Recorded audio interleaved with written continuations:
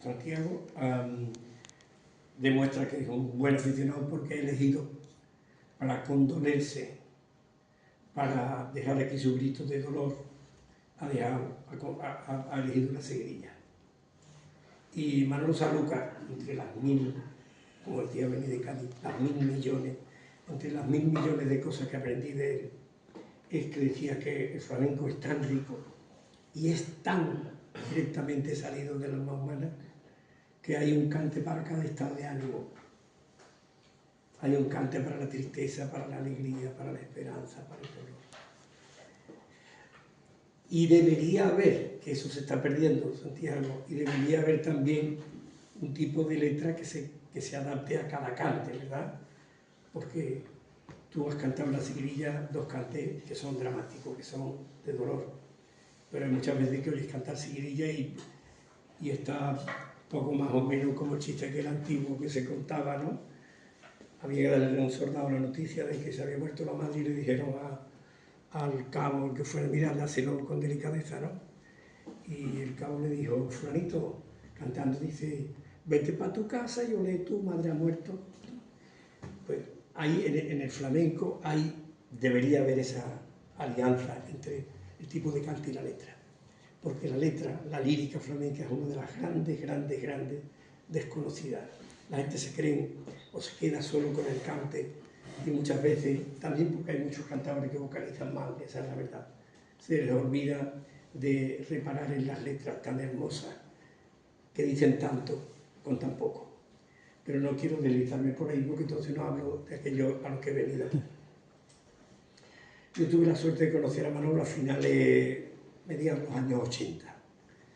Y luego a partir de ahí, pues, no era raro que coincidiéramos, porque yo me he movido siempre en este mundo de la cultura, aunque como ha dicho Paco, yo soy realmente catedrático jubilado de geografía humana, y yo me he dedicado a estudiar las dinámicas paisajísticas, los procesos de ocupación del espacio, pero ahora, y desde siempre, desde muy niño, el flamenco me sedujo, y me sedujo la guitarra. Yo le dije a mi padre que yo quería saber tocar la guitarra y tal, y en Coria no había nadie que te pudiera enseñar. Claro que estamos hablando de los años 50. Y el único que me enseñaba algo era un señor mayor que estaba en un cuarteto de pulso y púa, que era como los que tocan la guitarra en la tuna, que nada más que saben hacer chimpom pom, ¿no?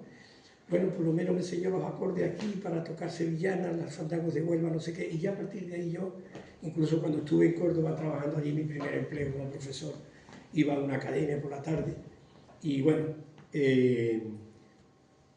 llegué a tocar por lo menos para entretenernos los amigos, que de lo que se trata. Pero hice una cosa que también me recuerda a Manolo Sanlúcar y que me hubiera encantado decírselo a Carmen. La guitarra exige trabajo, dedicación diaria. Es un instrumento, dice él, Manolo, la guitarra es justa, decía él así como ponderando, ¿no? Porque te devuelve en razón de lo que tú le das. Si tú le das, la guitarra te devuelve, pero ay, decía él así como, pero ay si la dejas un día, ay si la dejas una semana, ya entonces te abandona para siempre. ¿Qué es lo que le pasó a él cuando tuvo la desgracia de la que hablaré ahora de perder un hijo? Y a partir de ese momento ya Manolo fue otro. Yo lo conozco, he vivido con él situaciones profesionales, pero también muchas personales, acabar siendo uno de sus amigos de confianza, estando con él hasta los momentos últimos que fueron muy duros. Y murió el 27 de agosto del año 22. Y el 28 de febrero del año siguiente, 23, que haría pues 7 o 8 meses que había muerto, las personas que estamos en la fundación que lleva su nombre y que está gestionando su legado, hicimos un acto en la playa de Bajo de Guía. Allí se hicieron unas figuras de guitarras de tierra, no sé qué, no sé cuántos, se dieron discursos y una chica que era hermana de Carmen Molina, que era la muchacha que cantaba con Manolo últimamente, cantó el himno de Andalucía, en fin, un acto muy bonito. Pero cuando yo venía de vuelta a casa, yo dije, digo, mira,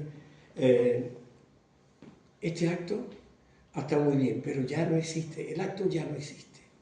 Las palabras se han quedado en el aire y las músicas y las voces se han quedado en el aire. Y Manolo necesita, Manolo exige algo que hable de él para siempre. Y eso solo puede ser un libro. Y ya se me metió en el coco que yo había vivido tantas cosas de él que tenía la obligación de contarlo. Yo había recibido, él me mandaba a mí escrito a cualquier hora del día o de la noche, ¿no? Apenas si manejaba él, pero sabía escribir y mandar un correo electrónico.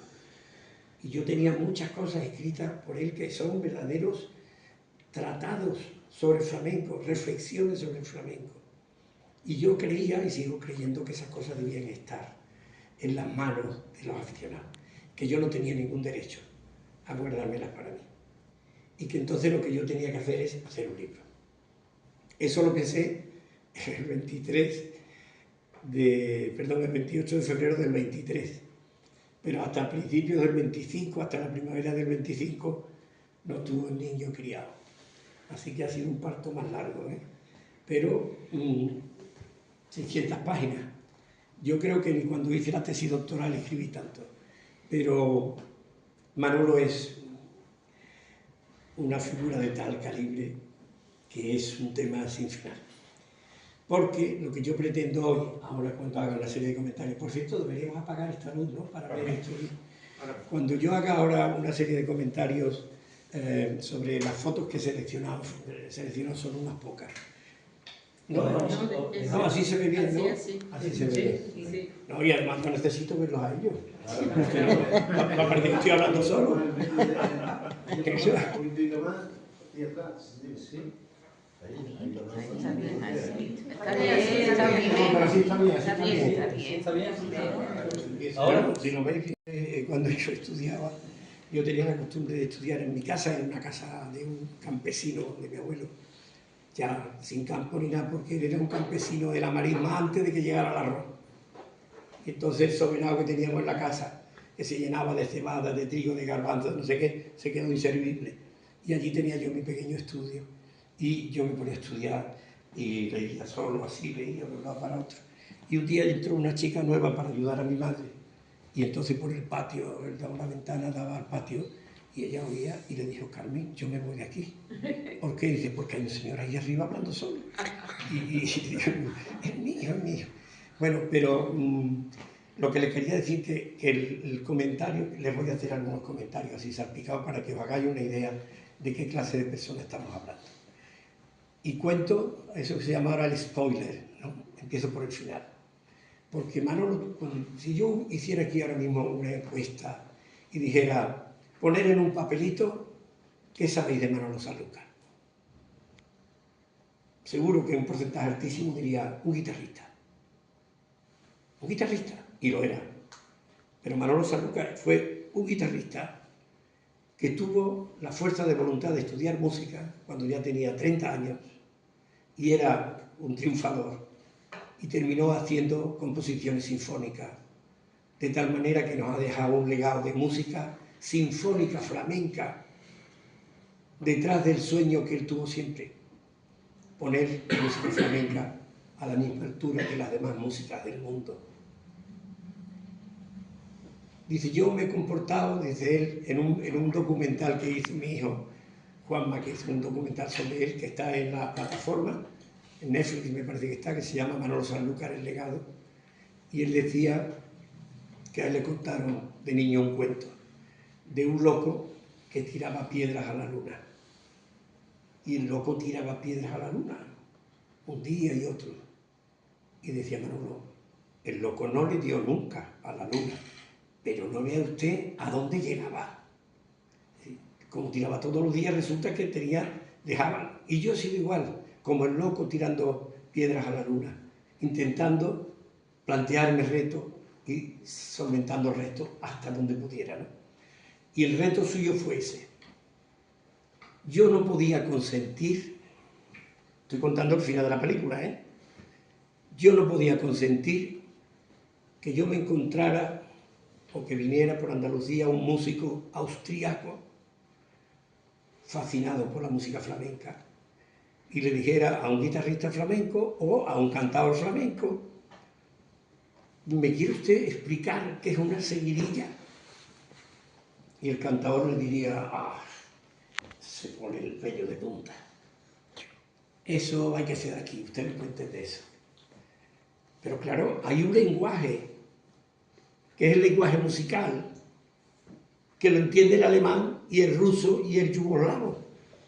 Y Manolo Sanlúcar se puso esa tarea.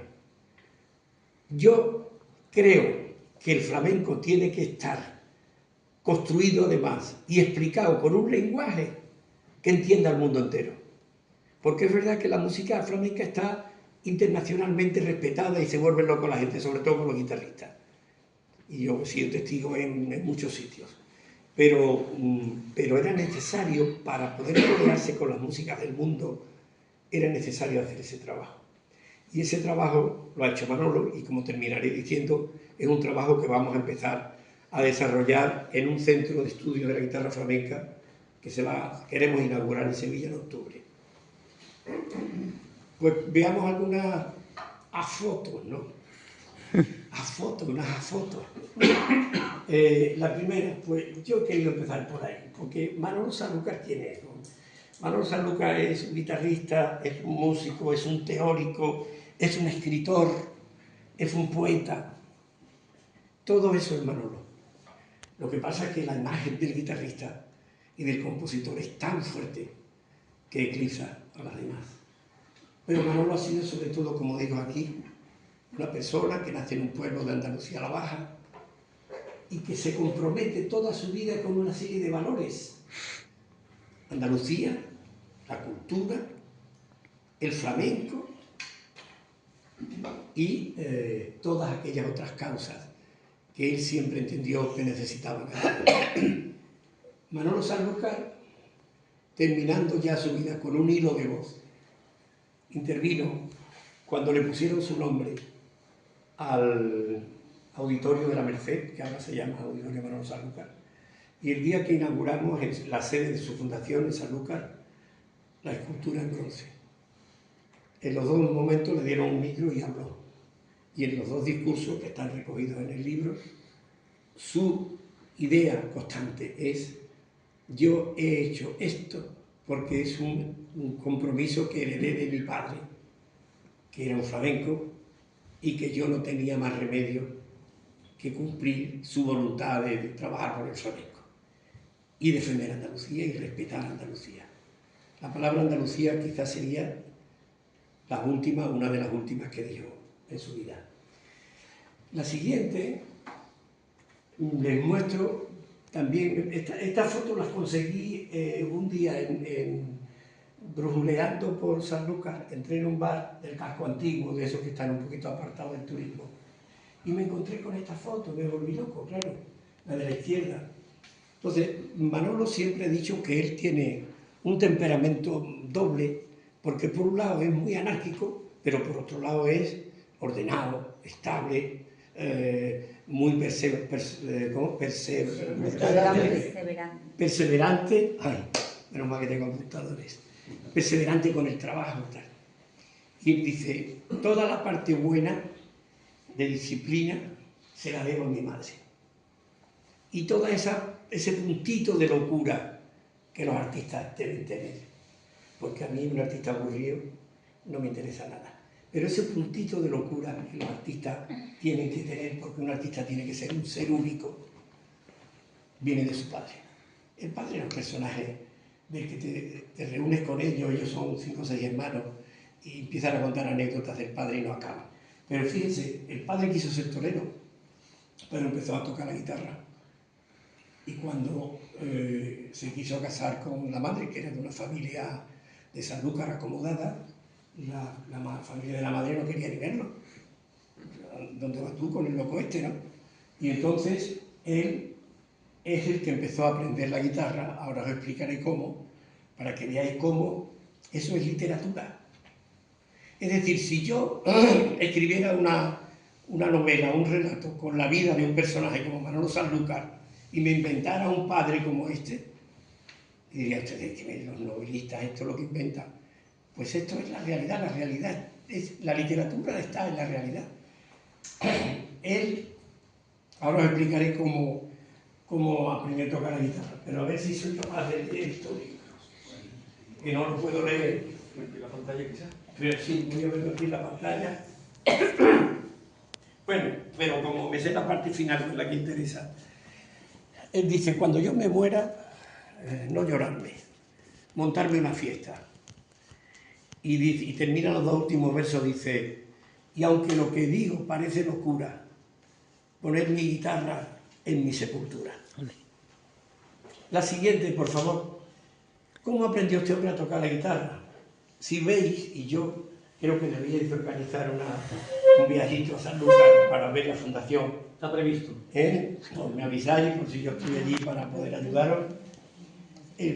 Cuando entráis en la fundación, al subir a la primera planta, como una pieza de museo está esta bicicleta.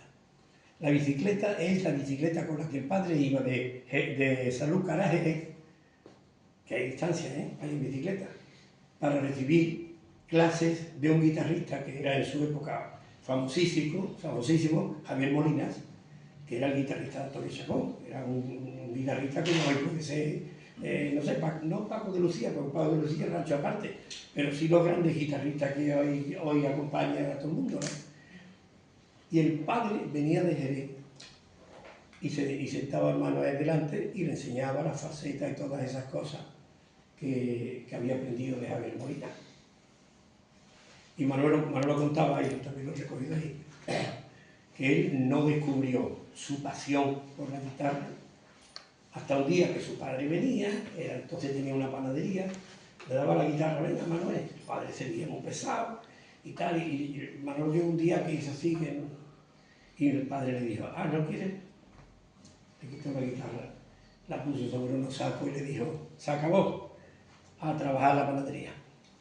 Y entonces dice que estuvo trabajando en la panadería algún tiempo, pero Manolo que tenía frases maravillosas, dice, pero yo descubrí que no estaba bien, y lo que yo tenía es que me habían robado el alma, me habían quitado el alma de la guitarra.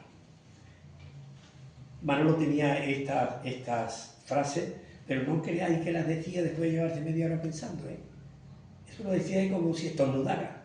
Le salían frases así lapidarias y yo he recogido ahí 2000 anécdotas de esas. Y veréis también en esta foto otra cosa que lo refleja.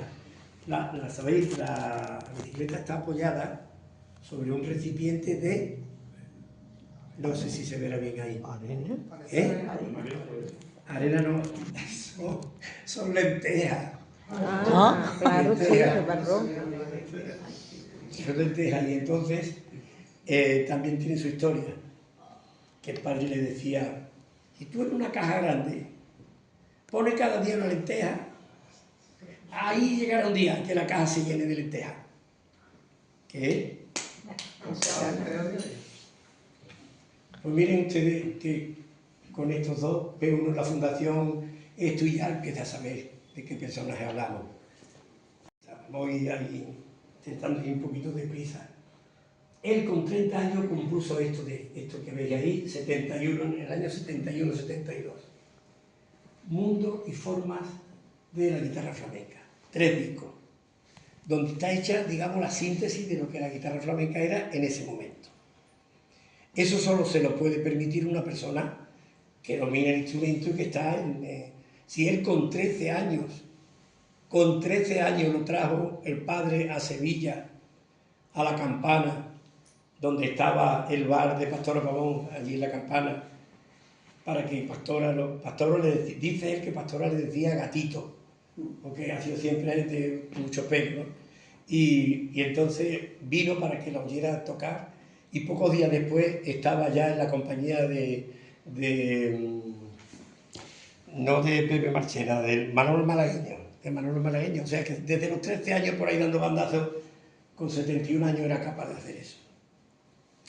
Y cuando él estaba allí, me cuenta que le llamó la discográfica. Y la discográfica tenía eso que pudiéramos llamar, entre comillas, un ataque de cuerno.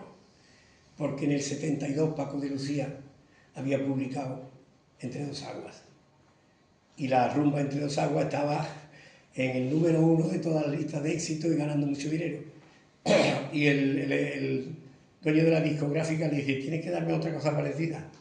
Y Manolo se resiste porque eso era como traicionarse. Pero le dice, mira, si no lo hace aquí, ya no hay más seguirilla y soleá y ya está bien. Y cuenta Manolo que se fue a su casa, allí estaba su hermano Isidro, que era otro grandísimo, era y es todavía, grandísimo guitarrista, le contó eso, se pusieron a trabajar. Y me dice, en 2 horas la teníamos hecha. Llamé al de la discográfica, se la puse por la radio, por el teléfono, y dijo, esa será número 1. Y no solamente fue número 1, sino que le dio tal cantidad de dinero a Manolo, tal concierto y de autores y no sé qué, no sé cuánto, que él tiene un chalet en la casa de San Lucas donde vivía, y el chalet se llama Caballo Negro. Y luego viene la otra, que es su obra gloriosa, que es Tauromagia, que Tauromagia establece un hito fundamental en la historia de la guitarra, que yo voy a contar muy breve, primero porque no puedo alargarme mucho, y segundo porque esto es una máquina hoy. Hoy tengo lo que los cantadores llaman una voz afillada, ¿no? La voz afillada, esa ronca. Pues Tauromagia, ¿qué es lo que...? Tauromagia, los propios guitarristas, en un congreso de guitarra, no guitarra flamenca, de guitarra internacional que hubo en Italia, en Campione, le dieron el premio al mejor disco, a la mejor composición de guitarra de ese año.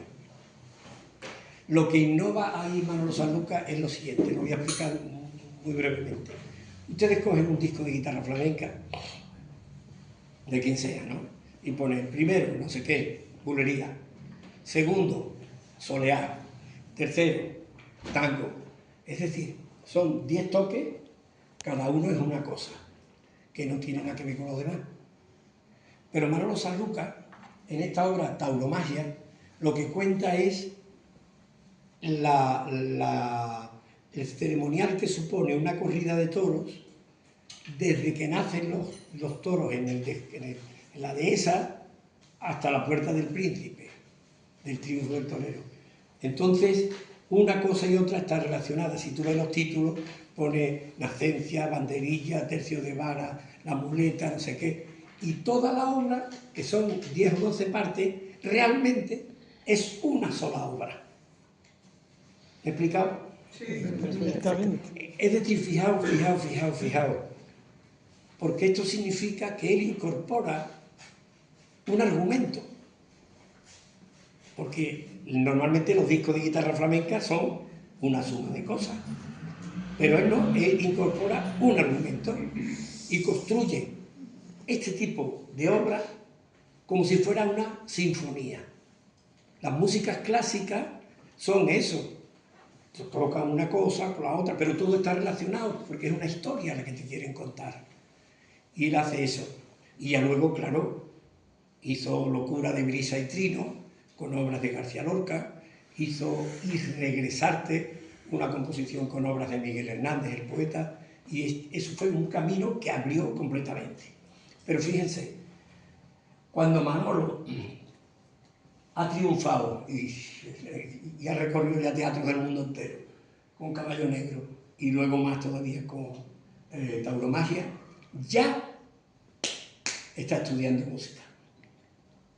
Ya tiene el pitijero este aquí que no lo deja vivir. Su mujer, Ana, una mujer extraordinaria, yo le digo alguna vez de Ana, tú eres extraordinaria. Dice, no es extraordinaria para aguantar este.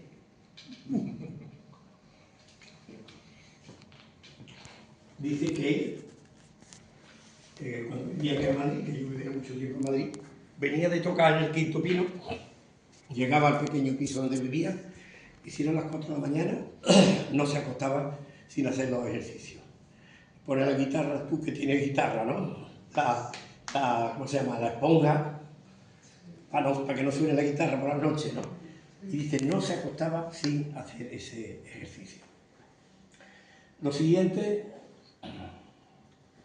es que cuando él ya ha llegado a dominar el lenguaje musical, él se plantea la posibilidad de escribir, claro, composiciones sinfónicas, pero composiciones sinfónicas con fundamento en la música flamenca, en las cadencias que él llama cadencia andaluza, en las cadencias andaluzas, es decir, que cuando tú oyes Medea, por cierto, una malagueña que hay en Medea orquestada, que es una preciosidad, tú estás viendo música sinfónica que es andaluza. No nos podemos extrañar, porque ya eso lo hacía Tchaikovsky, lo hacía Falla y lo hicieron mucha gente. Lo que pasa es que aquí lo diferente es que lo hacía un flamenco.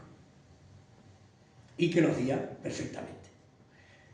Tanto es así que Medea se la encargan a él, cuando él está viviendo en Madrid, el Ballet Nacional de España.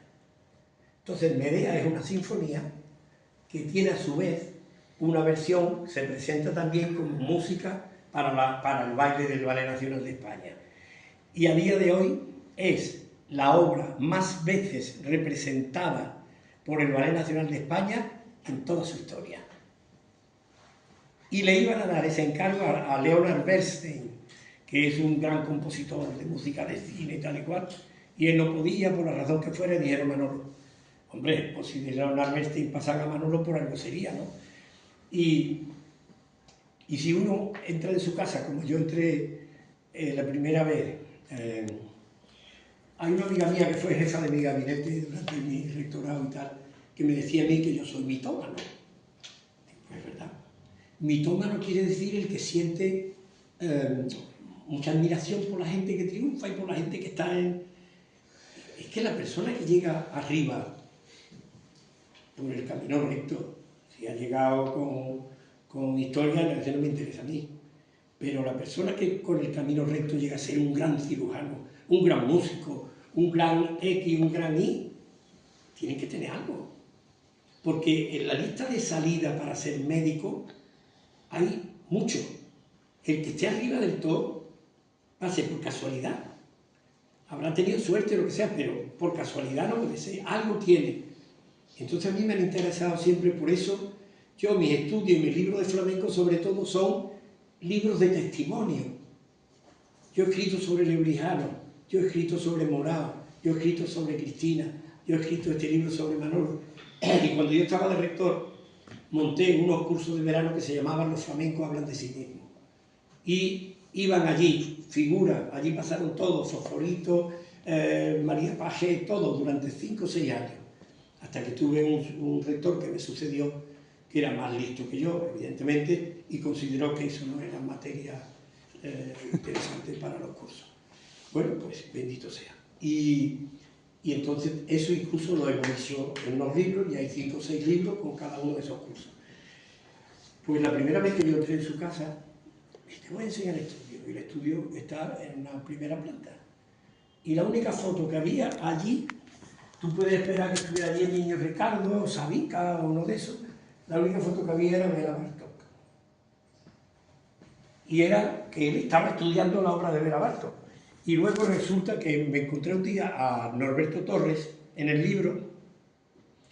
En el libro yo le pregunté busqué a mucha gente que yo sé que habían tenido contactos con él y les pedí que escribiera.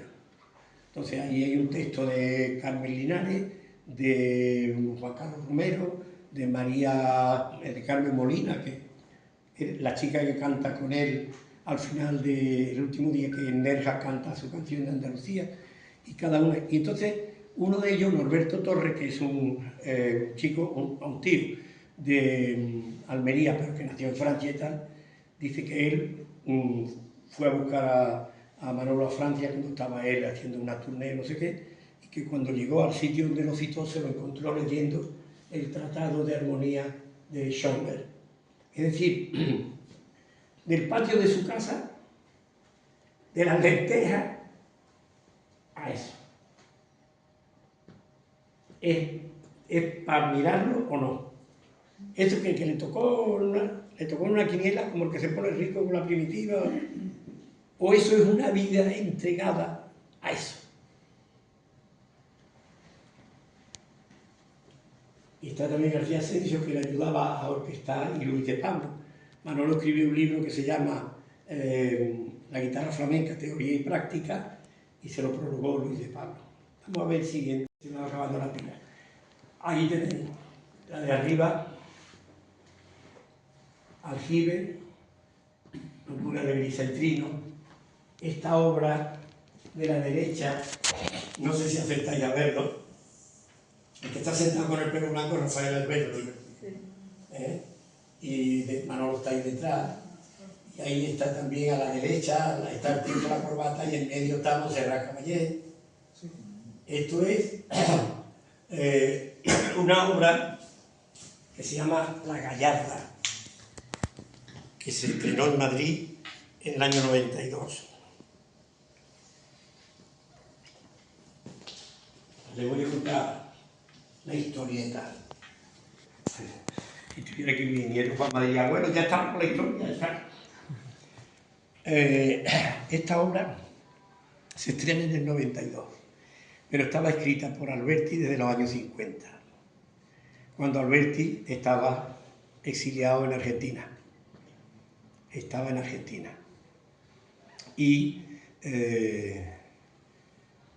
publicaba allí su libro y tal, pero claro, como que todo el que está exiliado está pensando en su tierra, ¿no?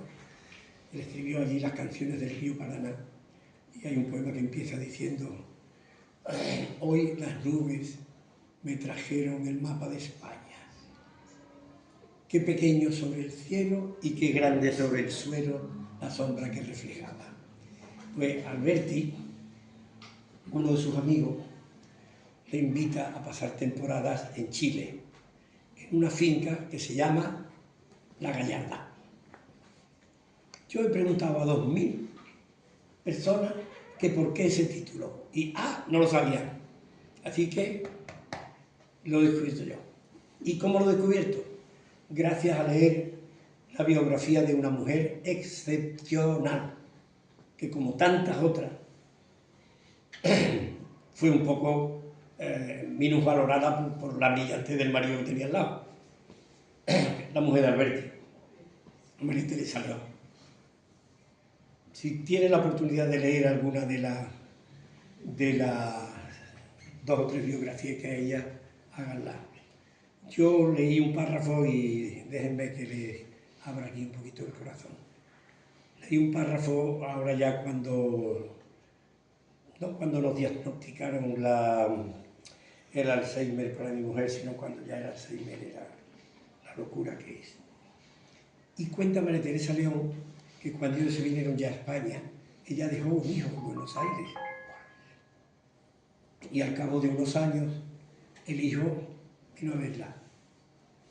Y le dijo, eso lo que sea, y le dijo, ella le dijo, bueno, ¿y de dónde viene? Y él le dijo, de Buenos Aires. Y le dice ella, allí tengo yo un hijo. Y era el hijo que estaba diciendo eso. Bueno, y luego están aquí estas obras extraordinarias que Manolo hizo con Carlos Saura, esa película que, como me dice Paco, que tenéis aquí también un videoclub y tal, son películas que no se cansa uno de verlas. Pasa a la siguiente. Este Manolo, que está, como él decía, tocando con los pies la tierra y con las manos. Él decía que él era un pájaro y, ¿cómo era? Como decía, raíces y alas. Que él era un pájaro que tenía raíces y alas.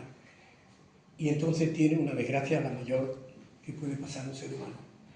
En la foto del medio está con su hijo cuando el suyo era pequeño. Murió con 35 años de un cáncer que se lo llevó en 6 o 7 meses. Esa foto la conseguí yo con su permiso, porque la casa de Manolo estaba llena de fotos de Nano. Y yo esa foto le pedí permiso, primero para hacerla y después para publicarla en el libro. Y luego la foto de la derecha es que Manolo, a partir de ese momento, él había comprado una tierra en el Pedroso, en la provincia de Sevilla, y convirtió aquello en un apartadero. Pero si ustedes van la primera vez que van al Pedroso, se cree que Manolo está allí metido como un eremita debajo de una choza. Y él se hizo una casa espléndida, no muy grande, pero muy bien hecha, con lujo, con pintura, porque él coleccionaba pintura. Y yo le dije un día, Manuel, ¿tú has traído esto aquí? Dice, es que yo esto lo he hecho para quedarme aquí ya para siempre. O sea que él lo que quería era retirarse. Lo de la derecha, o la izquierda, según veis, es un libro que Manolo publica en el año 2007.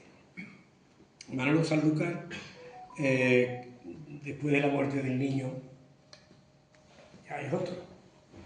Y necesita el apoyo de un psiquiatra, Fernando Campos, que al final ha sido uno de sus grandes amigos. Y da la casualidad que Fernando por un lado, yo por otro, le estábamos diciendo lo mismo, sin ponernos de acuerdo. Manuel, todo lo que tienes dentro, libéralo escribiendo. Que escribí libera. Y no decía ni que sí ni que no, sino que en 2006 o por ahí, vino un día a Sevilla y me llamó y fui a tomar un café y me dio un sobre con 70 o 80 folios ya escritos. Y publicó este libro. Está agotado, pero es un libro extraordinario. No solo por lo que cuenta, sino por cómo lo cuenta. Escrito con una narrativa a la altura de cualquiera de los mejores narradores de la literatura española. Yo lo digo porque la palabra sirve para todo, para mentir también, pero esto solamente se puede saber si digo verdad o no leyendo. O esperando a ustedes un segundo más a que yo cuente otra historia, que es que cuando yo fui con él a presentar el libro por muchos sitios, en una universidad andaluza, donde desgraciadamente el flamenco ni está ni se le espera, me dijo, Juan Manuel, tú has metido ahí la mano, o diciendo que yo había escrito ahí. Y Manolo, cuando me dio esos folios, le dije, no te preocupes, Manolo, yo lo voy a leer. Bueno, a ver qué te parece, Juan Manuel, hermano, me decía hermano. Si hay alguna cosa yo la corrijo. Cuando yo me fui a Sevilla, a Coria, me llamó a mi casa y me dijo, mira, Juan Manuel, me he quedado inquieto, yo no quiero que tú corrijas, ¿eh? Tú no corrijas. Claro que ahí pone una B o una V que está mal, pero tú no corrijas. Y eso está como salió de sus manos. Y me dijo un tío, así con esta soberbia que tienen algunos intelectuales, tú has metido ahí. Digo, ¿tú sabes por qué dices esto eso? Porque tú no eres capaz de escribir así. Y te da rabia que un flamenco escriba mejor que tú. Y el tío me miró, creo que desde entonces no me hablaba. Pero bueno, encantado. Porque quiero yo ese lastre, ¿no? Para eso vivo yo al lado del río y cuando una nave no va te tira el lastre. Y ya está. El libro es extraordinario. Y con él se abre una etapa en la que Manolo ya es otra persona. Mi libro se ha planteado cuando empecé a escribirlo como, en cierto modo, como una prolongación. Incluso yo hasta en la portada he querido jugar un poco con una composición parecida. Y ahí está el Manolo que creo que muy poca gente ha podido conocer, porque ese es un Manolo que se quita de en medio y a partir de ese momento deja de interesarle los conciertos, el dinero, esto.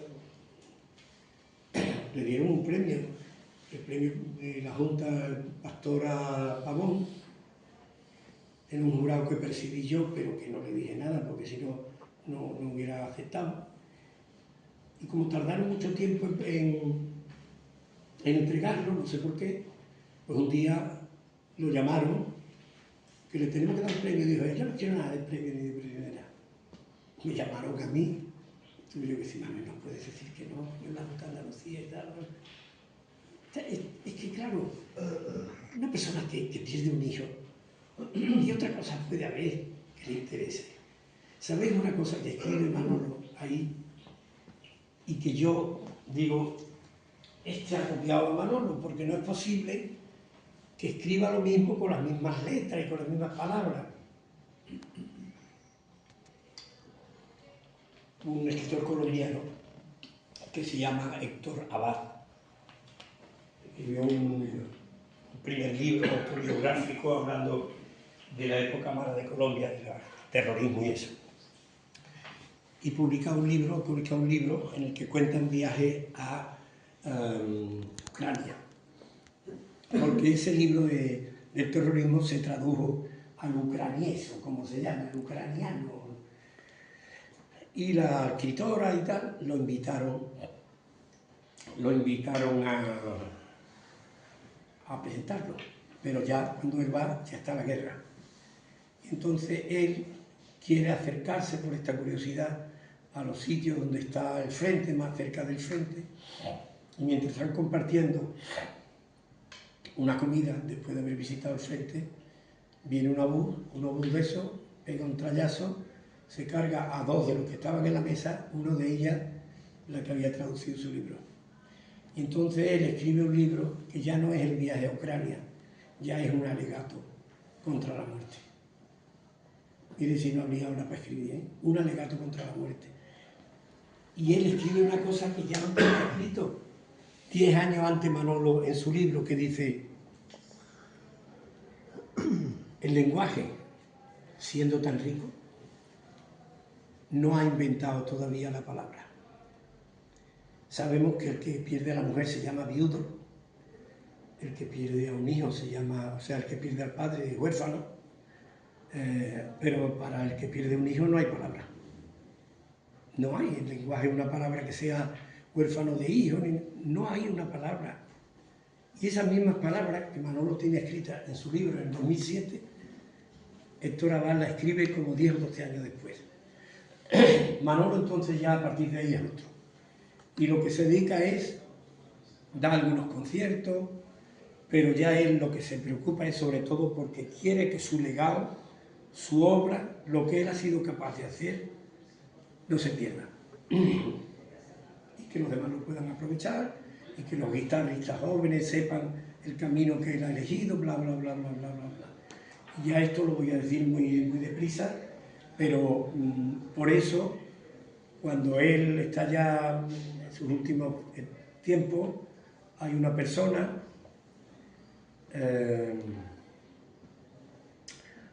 un andaluz, de origen andaluz, de Jaén, emigrado a Barcelona, con 3 años por ahí.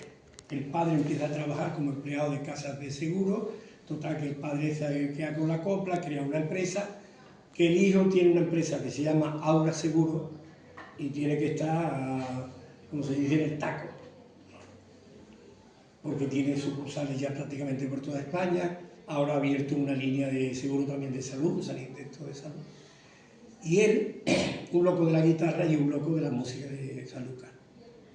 Y él dice: yo voy a poner mi dinero para crear una fundación y que esa fundación se ocupe de preservar tu legado y de que tu obra no caiga en el olvido. El viernes pasado, por fin, estuvo en Sanlúcar la consejera de Cultura. Estuvo allí cuando vio la fundación y vio lo que allí he hecho, la casa museo que ha hecho este hombre allí, con diseñadores que ha traído de Barcelona, en fin, que es una preciosidad. Y ella no esperaba eso.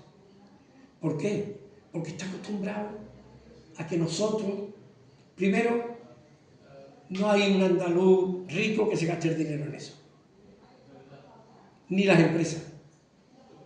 Ha tenido que venir uno, andaluz, pero de Barcelona, un emigrante. Estos que parece que no son el peligro y que son todos robacarteras. Un emigrante. Les voy a contar más. Él financiaba un equipo de fútbol sala en Santa Coloma de Gramenet. Un equipo de fútbol sala. Y cuando se produjo el tema del procés, el proceso que quería hacerse independiente, él vio en un periódico que el presidente del fútbol sala estaba en el movimiento independentista. Y cuando llegó la hora que el tío vino a buscar dinero, le dijo: aquí no hay dinero para ti. Y con ese dinero monta todos los años. En el mes de marzo se está celebrando ahora un festival de flamenco con primera figura. Ayer, por ejemplo, me mandó él una foto así muy contento con la Macanita y con Duquende, allí en Santa Coloma de Gramenet, que se llama Flamenco con O-N grande. Es decir, un tío que en condiciones, en situaciones muy complicadas, se la juega. Que dice: no, yo no te doy dinero a ti y además pongo aquí un festival de flamenco. Ahora, ¿por qué este hombre hace eso? yo qué sé, la casa de allí la ha comprado, es suya, claro, pero ahí está la fundación. Él tiene el encargo de Manolo Sanlúcar, y se lo firmó en un papel cuando ya no tenía casi vida, para hacer todo esto. Y firma un papel que dice que si esa fundación, cuando él se muera, por las razones que sea, el que venga después no va a querer seguir, todo lo que hay allí irá a la propiedad del municipio de Sanlúcar. ¿Se puede ser más generoso? Bueno, entonces, todo lo que viene detrás son imágenes que yo voy allá muy deprisa. Pasa, por favor. Esta después de esa fecha. Las dos únicas creaciones que hizo después de esa fecha, además de la canción de Andalucía. Este de la izquierda son música dedicada a 8 monumentos andaluces, y los de la derecha son, él era muy aficionado a la pintura, y tiene 5, 6 o 7 cuadros de Romero Resendi, que valen un fortunón, y él ha publicado, ha hecho una composición dedicada a cada uno de los cuadros, que se llama La voz del color. ¿Sí? Bueno, vino lo que yo le decía a él, que era el tiempo de cosecha, y él se reía. Los premios, la Bienal, a él de todo lo que le dieron, sin embargo, sí le llamó de ilusión, le llenó de ilusión la medalla de oro de las Bellas Artes. Yo creo que le llamó la atención, o sea, le llenó de ilusión porque ya era hora. Es decir, que un artista de esta dimensión, con una proyección internacional como esta, y que hasta 2005 no tenga la medalla de oro de Bellas Artes, pues ya me diréis. Y ese día que estuvimos juntos, para que veáis la personalidad, ¿no? Él va a recibir la medalla de Bellas Artes. Por tanto, la puerta del Museo de Bellas Artes de Sevilla, que es donde se celebró, debía ver, y además como venía el rey, pues cuando viene la Casa Real hay 200 allí preparando, tú para allá, tú para acá, ¿no? Y entonces él me llama a mí y me dice, Juan, nos vamos a ver mañana en tal sitio. Bueno, pero tú no tienes que ir para allá. No. Yo voy a llegar allí y no sé para dónde tirar. Tenía que hacer conmigo una dependencia. Pero si allí va a haber 10 esperándote. Que no, que yo voy allí contigo, yo voy contigo. Entonces, él y su mujer, y Luisa y yo, llegamos, claro, a las puertas del museo. Cuando llegó a la puerta del museo salieron 8. Lo llevaron para adentro, ¿no? Y porque no ha tenido nunca, él dice, he tenido la desgracia de no saber lo que es ser un divo. Desgracia, yo creo que no es una desgracia. Y por delante ya, y vamos terminando, las dos siguientes o tres, Manolo hacía ya tiempo, por mucho premio que le diera, que estaba en otra dimensión. La culminación de su obra a través de la preservación de su legado. Manolo Sanlúcar, el legado, se ha creado una fundación, y la fundación tiene dos pilares. Una es la Casa Museo, que ya está hecha, y lo otro es un centro internacional de estudio de la guitarra flamenca. Está ahora mismo en fase de desarrollo, porque, es que tengo que decirlo, yo tenía un amigo, Manolo Cepero, que en gloria esté, que cuando cumplió 75 años, me decía, mamá, yo ya puedo decir lo que quiera, pues ya tengo 75 años. Pues yo que cumplí 80 tendré derecho a decirlo, ¿no? Pero, ¿queréis creeros que un proyecto como este, traerse a Sevilla, un centro así, es que Manolo Sanlúcar se ha llevado 15 o 20 años en Córdoba, en el verano, dando clases de guitarra, y venía gente de todo el mundo, de todo el mundo.